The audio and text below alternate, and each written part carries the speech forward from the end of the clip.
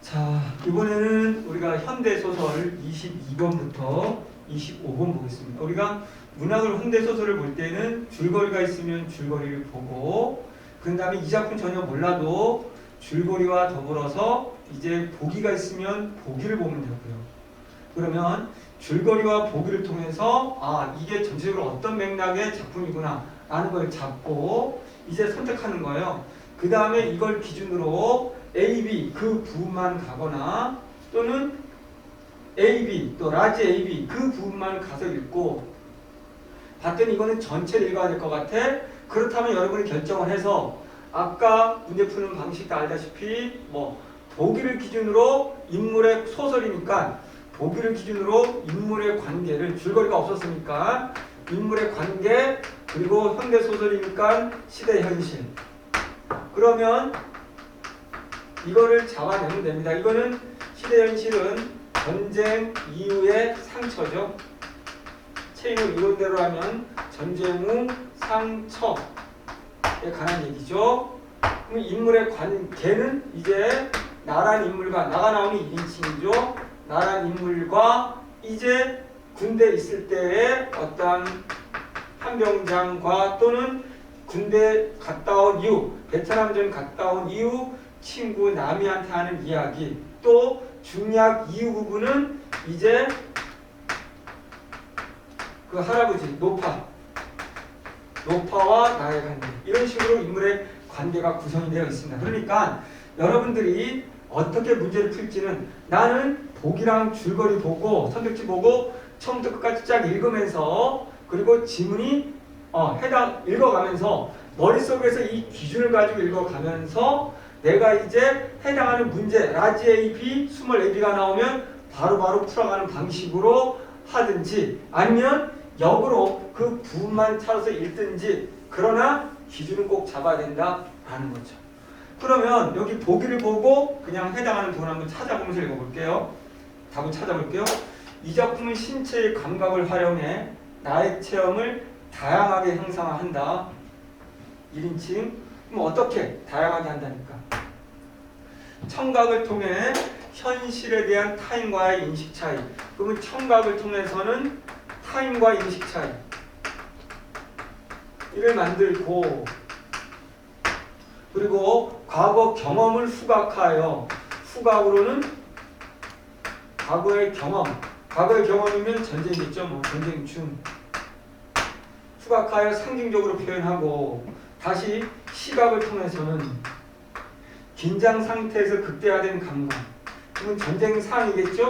긴장 상태에서의 극대화 한편 전쟁의 실상을 체험하면서 갖게 된 현실에 대한 체험 실상 그럼 현실에 대한 체념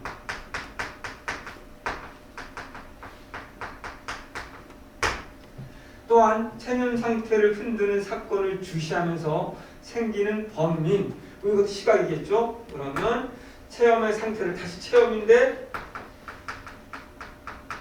체념의 상태를 흔드는 사건을 보고 주시하니까 보는 거죠. 생기는 범민 체념했는데 어떤 사건을 봤더니 범민한다는 것은 나도 이제 저렇게 체념하고 살면 안 되고 내가 체념 전쟁 이후에 체념 상태에 있었네 봤더니 그런데 나는 이제 전쟁의 현실에서는 그때로 언제 살지 모르니까 거의 줄 거라 생각하니까 체념의 상태에 빠져있는 긴장감의 상태였네. 이게 과거였네. 근데 그런 체념의 사건 속에서 이제 범민으로 간다는 건 난 체념이 아니고 이제 살아야 된다는 거겠지.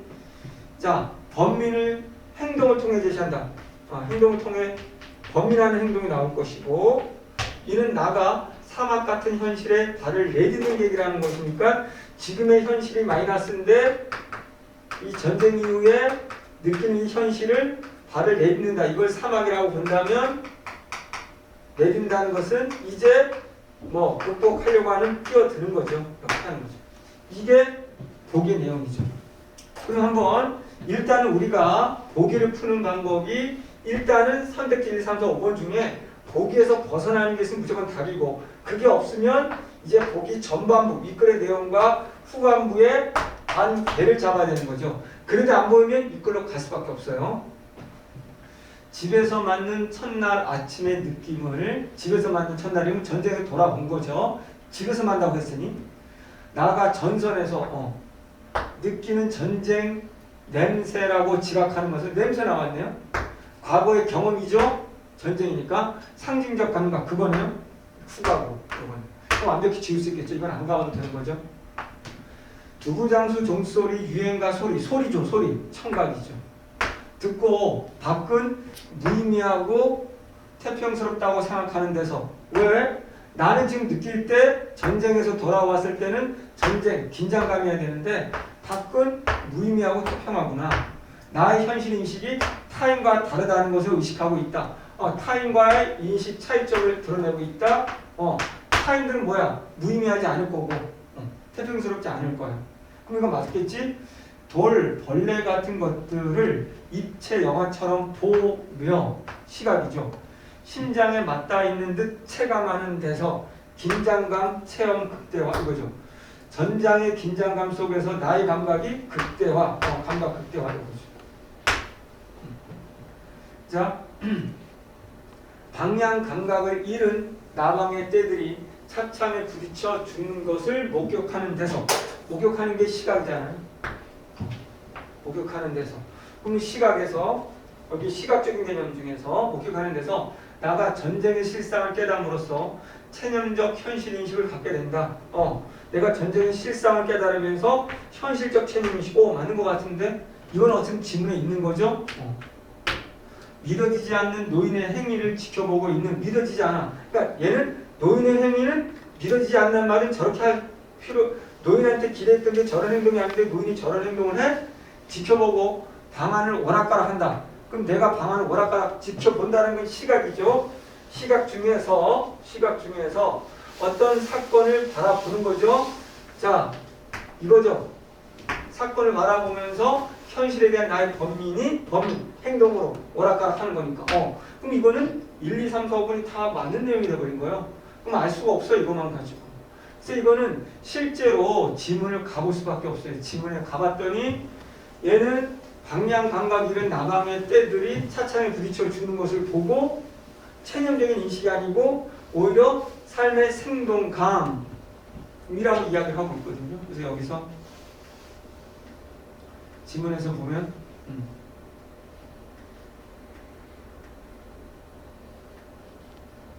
이 부분이거든요. 자, 그래서 그는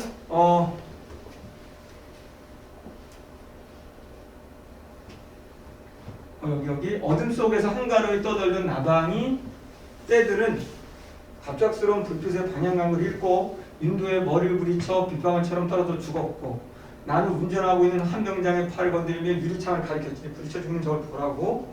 그는 겁에 지는 헬스감 표정으로 나를 힐끔 겨누질을 했을 뿐, 그렇지, 혈관 속으로 움직이는 피의 선에 맞아 느낄 듯한 이 비상한 감각, 그리고 심연에서 샘처럼 솟아오르는 넘칠 듯한 생동감이 없이는, 그 생동감이 있어야지만 저 유리창에 부딪혀 죽는 나방 따위에 아무것도 신기할 것이 없지라고 생각했다는 거예요. 그러려면 나방들이 죽어가는 거, 그것들이 신기하다라고 내가 바라보는 것은 넘치는 생동감이 있기 때문이라는 거죠. 그래서 나는 또 방금 웃었단 말이죠. 그렇기 때문에 체념이라고 볼 수는 없는 게 되어버리는 거죠.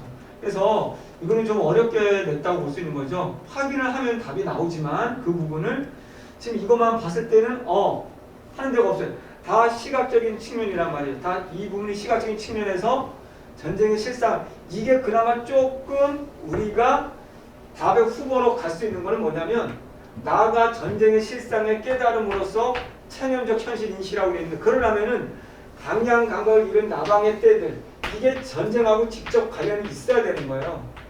그러니까 이게 먼저 눈에 확 들어오는 건, 이 말이라면, 전쟁의 실상이라면 이때 죽어가는, 부딪혀 죽는 거는 나방들, 이 나방들이 전쟁 때문에 죽는 건 아니잖아요. 그렇기 때문에 그나마 이거랑 어쨌든 여기서 중요한 건 이걸 목격했다라는 건 보기에 시각적인 측면이기 때문에 시각적인 측면을 통해서는 전쟁의 실상, 천엽이 현실이라는 건 나와요. 그러니까 보기하고는 맞아. 근데 앞에 이 내용 전반부하고 후반부 내용이 안 맞는 건 전쟁의 실상을 깨닫는다는 말이 되려면 얘네가 전쟁하고 진짜 관련이 있어야 되는 거죠.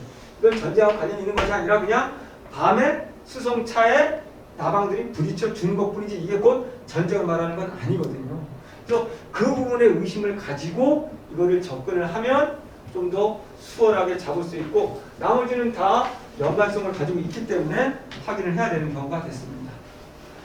자, 그럼 이제 이 전체를 여러분들이 작품을 쭉 읽어나가면서 푸는 게 이 경우에는 좀 더 낫다고 보여집니다. 그러면 순서대로 한번 볼게요. A, B면 A, B를 직접 가보면 되거든요. A, B를 가보면 A에서는 구어체. 구어체라는 건 여기에 대화체 말고 이건 대화체라고 하고요. 여기 보면 뭐라고 됐냐면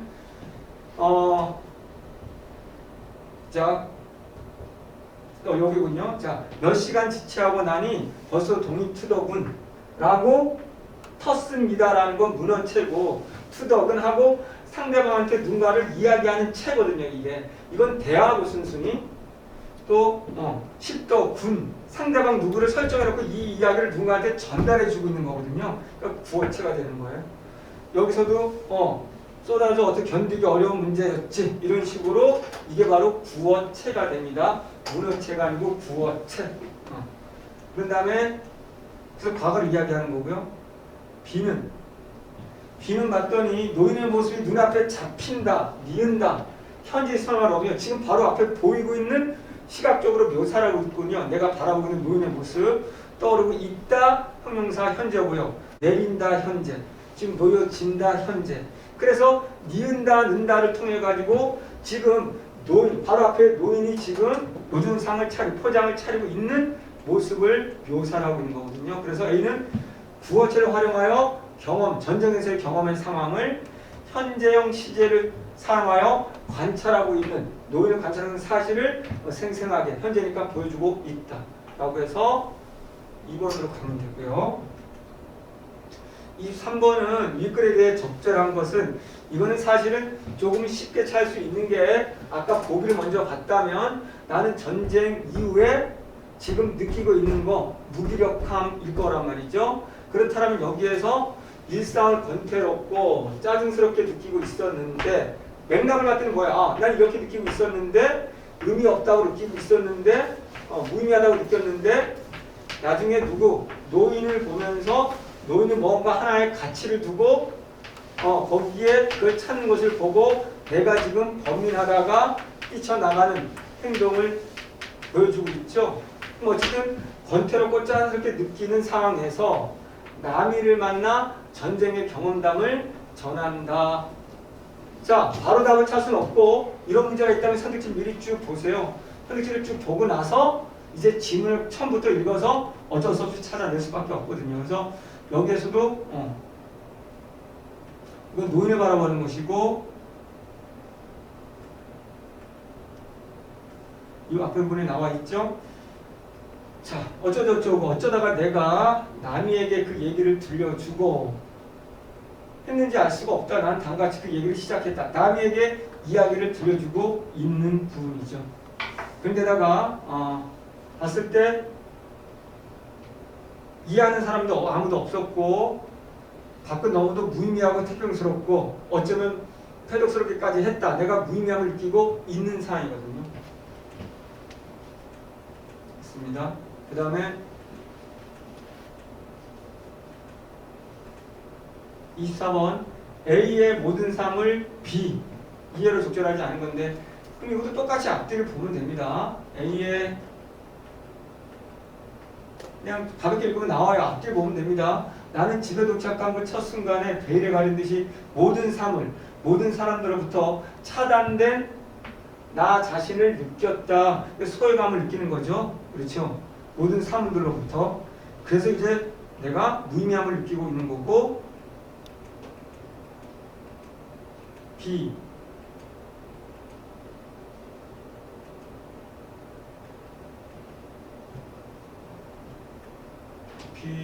노인이 잡고 있는 게 어딘가.